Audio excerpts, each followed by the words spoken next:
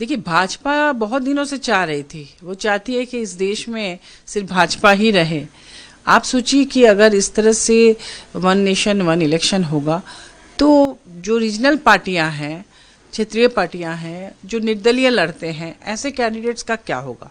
क्योंकि agenda set होता है, लोकसभा का अलग रहता है, विधानसभा का अलग रहता है। हर राज्य में, जैसे झारखंड में स्थानीय मुद्दे अलग हैं, जो कि विधानसभा में उसके आधार पे जनता वोट करती है, कैंडिडेट को देखकर करती है।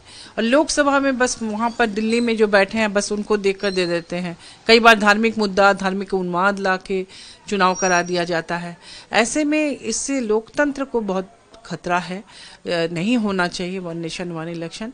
ये तो एक बात हुई। दूसरी बात ये कि अगर कोई सरकार भंग हो जाए, राज्य में हो चाहे केंद्र में ही भंग हो जाए, तो फिर आप क्या करेंगे? तो ऐसी अराजकता की स्थिति पैदा हो जाएगी। कई जगह राष्ट्रपति शासन लागू करना पड़ेगा। जो गठबंधन की सरकारें हैं उनमें हमेशा तोड़ फोड़ और इसकी कोशिश होती रहेगी कि भाई वो टूट जाए, एक हट जाए, सरकार गिर जाए और राष्ट्रपति शासन लागू कर दें। तो ऐसे बहुत तरह के प्रॉब्लम्स आएंगे। और जो लोग पहले से, मान लीजिए कहीं अभी जिस समय चुनाव होगा, अगर किसी विधानसभा में उससे एक साल या 2 साल पहले चुनाव है, तो 3 साल का कार्यकाल कैसे आप उसको एडजस्ट करेंगे? जनता जिनको चुन के भेजी है 5 साल के लिए, तो फिर आपको संविधान में भी संशोधन करना पड़ेगा। 2 साल का कार्यकाल होकर फिर सरकार भंग हो जाएगी। तो इस तरह से नहीं करना चाहिए, इससे नुकसान है।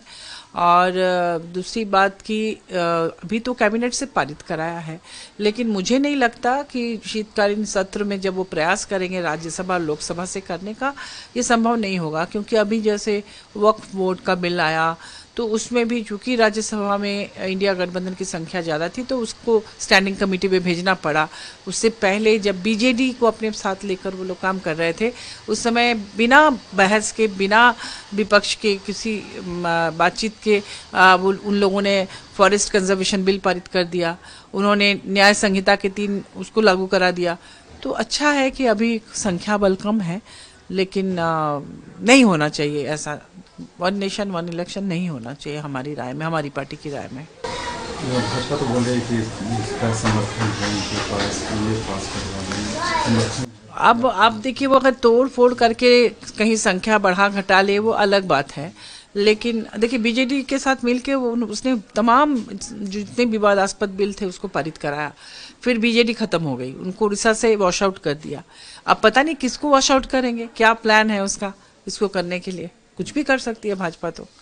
जी, आपकी समझ में ये खतरा है? देश के लिए बहुत बड़ा खतरा है। आप सोचिए ना, रीजनल पार्टियां क्या करेंगी जो जनता के लिए काम करती है? आप दिल्ली से सरकार चलाएंगे, आपको क्या पता है कि क्षेत्रीय आवश्यकताएं क्या है? क्षेत्रीय आवश्यकता अलग होती है। अभी देखिए, कुछ लोग जो हैं वो चाहते हैं कि अपने क्षेत्र में केंद्र सरकार जहां अन्याय कर रही है उस पर बोले, लेकिन वो बोल नहीं पा रहे हैं।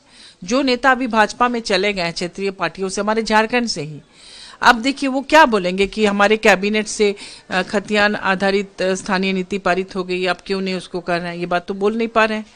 सरना धर्म कोड लागू करने की बात वो बोल नहीं पा रहे हैं। भाजपा को 1,36,000 करोड़ हमारे यहाँ कोयले की रॉयल्टी का बाकी है, वो बोल नहीं पा रहे हैं। तो उस समय क्या होगा ना, दबाव में आ जाते हैं कैंडिडेट्स जिनको आप लेते हैं। लेकिन अगर क्षेत्रीय पार्टियां होंगी तो वो दबाव बनाएंगी कि केंद्र सरकार स्थानीय मुद्दों पर भी काम करे। हर जगह की स्थिति अलग है, हर जगह की मांग अलग है। हर जगह, जैसे हमारे पंडित नेहरू ने भी कहा था कि आदिवासियों की संस्कृति के अनुरूप वहाँ विकास कार्य होना चाहिए, उसी तरह से उन्होंने जंगल अधिनियम वगैरह बनाया। तो हर जगह से आप एक ही केंद्र से के चश्मे से देखेंगे और वही हर जगह लागू करेंगे तो उसमें तो देश में अलग अलग जगह में अलग, कहीं देखिए कुछ राज्य ऐसे हैं जहाँ महिलाएं पर्दे में आज भी हैं, कहीं महिलाएं बहुत मॉडर्न हैं।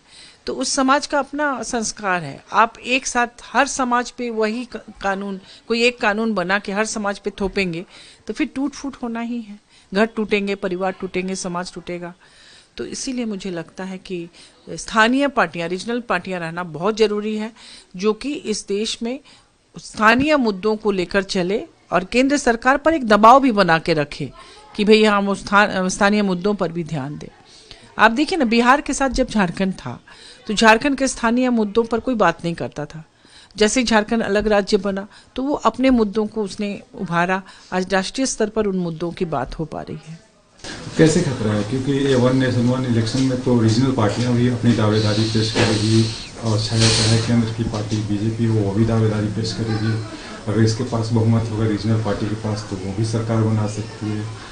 देखिए, होता क्या है ना कि जनता भटक जाती है। मान लीजिए कि केंद्र कोई बड़ा, उनके पास बहुत पैसा है, पावर है, सब कुछ है, कोई बड़ा चुनाव के ठीक पहले कोई प्रलोभन उन्होंने दे दिया और जनता को उन्होंने गुमराह किया, तो फिर जब वो वोट देने एक ही बूथ में जाएंगे तो वो दोनों जगह एक ही सिंबल पे वोट करेंगे। ये एक साइकोलॉजी है।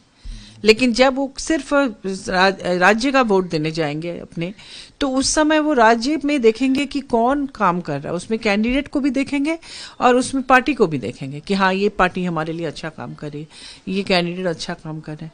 लेकिन लोकसभा चुनाव में कैंडिडेट तक को कई बार नहीं देखा जाता है, उसमें वही एक ही चेहरा, मोदी जी का चेहरा देख के वो लोग वोट करा लेते हैं और चुनाव के पहले उस तरह के मुद्दे भी वो लेके आते हैं। तो इससे देश का बहुत नुकसान होगा।